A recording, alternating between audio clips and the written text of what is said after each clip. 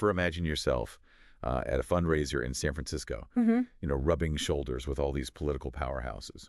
And right there, in the middle of it all, orchestrating the whole thing is this woman who learned about politics from the ground up, really. Yeah. And that's the Nancy Pelosi we're going to look at today.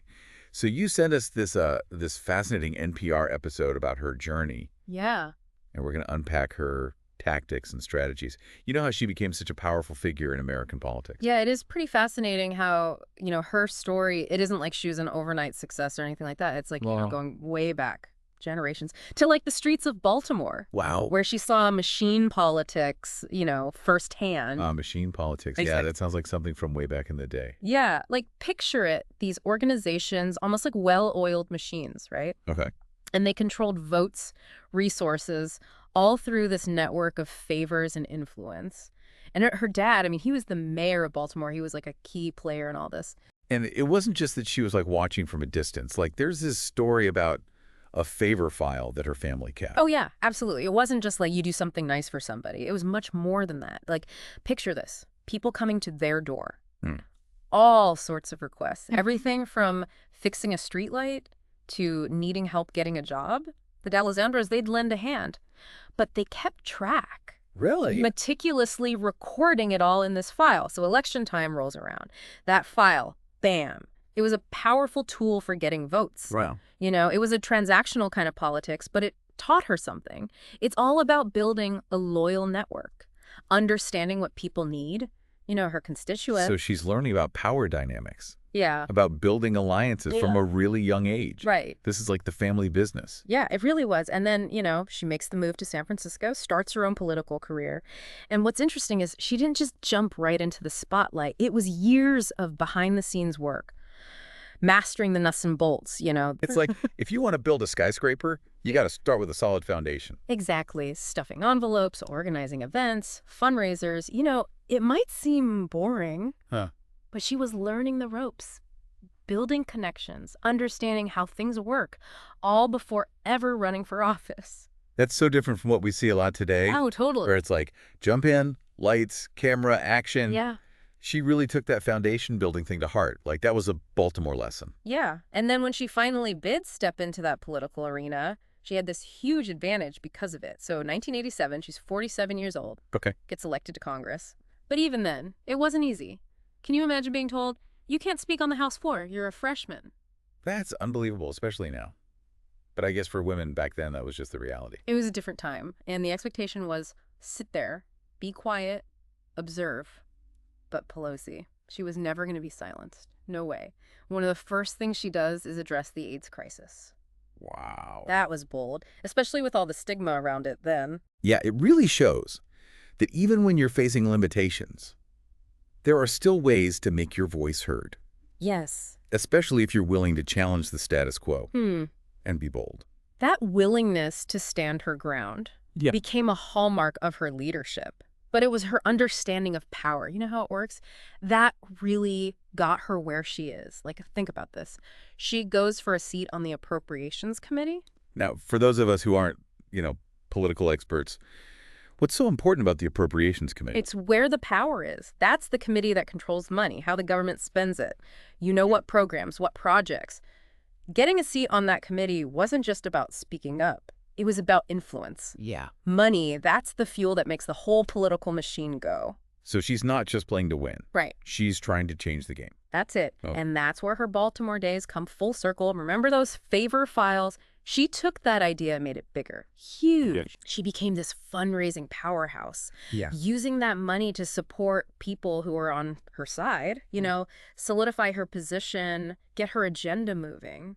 It sounds like she really understood that relationships matter in politics, that building a loyal network is how you succeed in the long run. Is that something we can all apply? Oh, yeah, for sure. Like building our own favor files for our careers?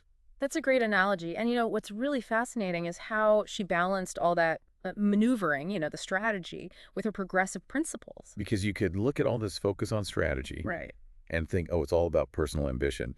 But her stance on things like the Iraq War tell a different story. Absolutely. She wasn't just climbing the ladder. She was using her position to fight for what she believed in. And that's what made her so successful, that mix of pragmatism and principle. It's what got her to become the first woman Speaker of the House in 2007. That's a huge milestone. Yeah.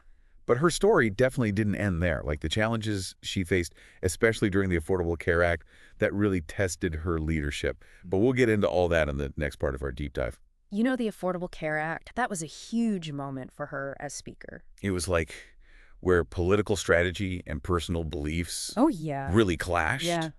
Like on a national scale. I mean, the country was so divided. It really was. And she had people against her, not just Republicans, Right. but some in her own party, too. Yeah, you think about those town halls. Oh, yeah. Just erupting in protests.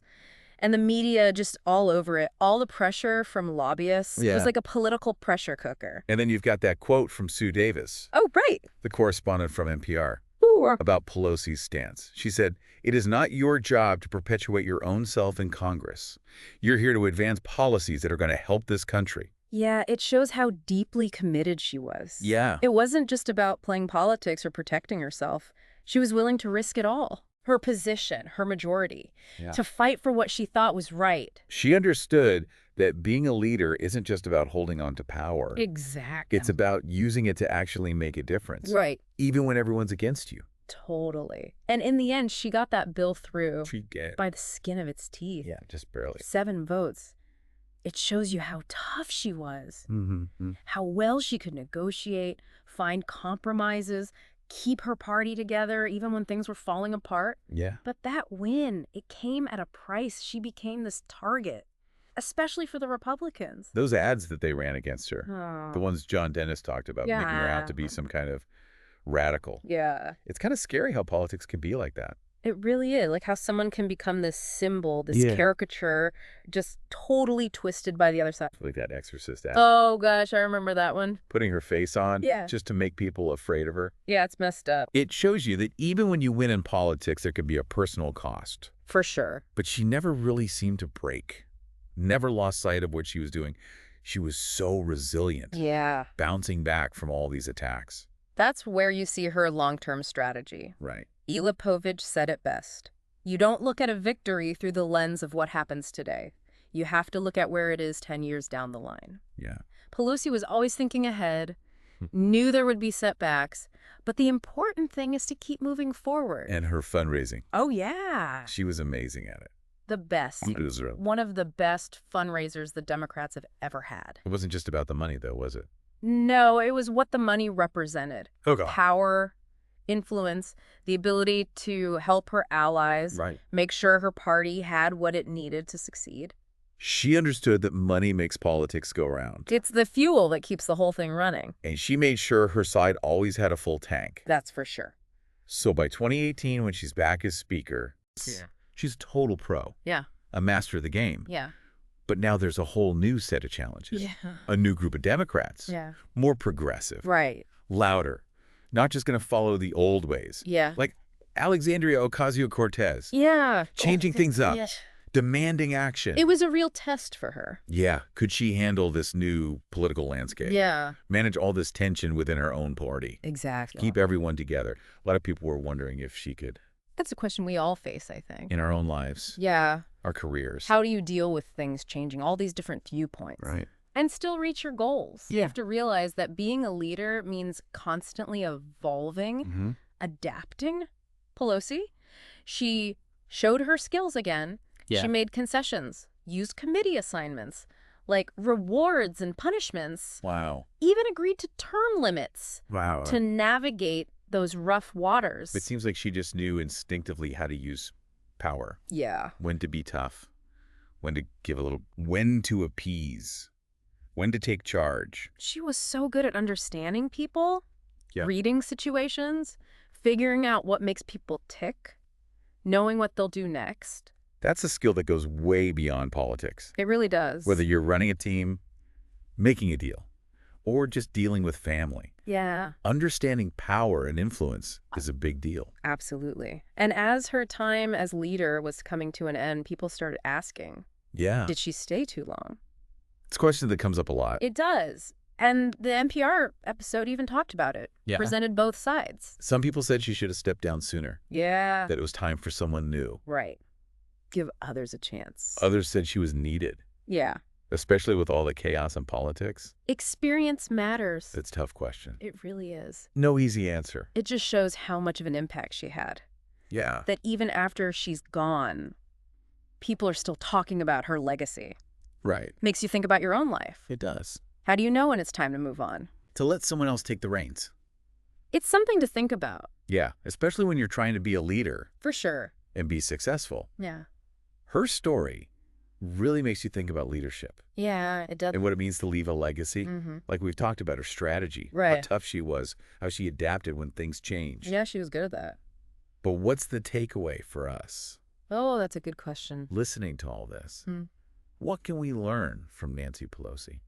Well, I think one thing is that being a leader, Yeah. it's not always about clear-cut choices. Right. It's messy. You're going to make hard decisions, Mm, and you're not going to make everyone happy. for sure. Pelosi was great at compromise, Yeah. but she also knew when to stand her ground. Right. She knew that to make progress, Yeah. you got to make tough calls, even if people don't like it. That's a good lesson. Yeah, Not just in politics, but anywhere you're trying to make a difference. totally. There's always going to be someone pushing back, but you got to stick to your goals. Even when it's hard. Exactly. And it's also about knowing that being a leader Mm. doesn't mean holding on to power forever. Yeah. It's about knowing when to step aside, Right. make room for new people. New ideas. That's where the whole debate about her staying in power too long comes in. Yeah. Makes us think about why we want to be leaders. Are we doing it for the right reasons? Or are we just, Holding on. clinging to something that's not helping anyone? Not even ourselves. Exactly. It's a question we should all ask, Yeah. not just politicians. Anyone in charge, really. It's like a challenge she's giving us. Even though she's not in politics anymore. Yeah, what's your legacy? Are we building something that matters?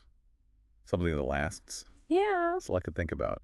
it is. That's what I like about these deep dives. Yeah. They make you think. They start conversations, Mhm. help you see how things are connected. Right. Like politics in our own lives. Exactly. Whether you like Nancy Pelosi or not. Yeah. You can't deny she was a powerful figure. She was a real master of the game. And there's always something to learn from people like that. Yeah, even if it's what not to do. Maybe that's the real lesson here. Mm-hmm. You watch, you analyze, you learn from the people who came before you, Yeah. and then you make your own path, Exactly. using those lessons, but also staying true to yourself. To your own values, Right. what you want to achieve. Well said. Yeah. I think that wraps up our deep dive It does. into the world of Nancy Pelosi. Complex. Compelling, for sure. Yeah. If you enjoyed this conversation about power and leadership, Yeah. make sure you subscribe for more deep dives. We'll keep breaking down these fascinating stories. Get into the heart of things Making you smarter. in a fun way. Exactly. Until next time, happy pondering.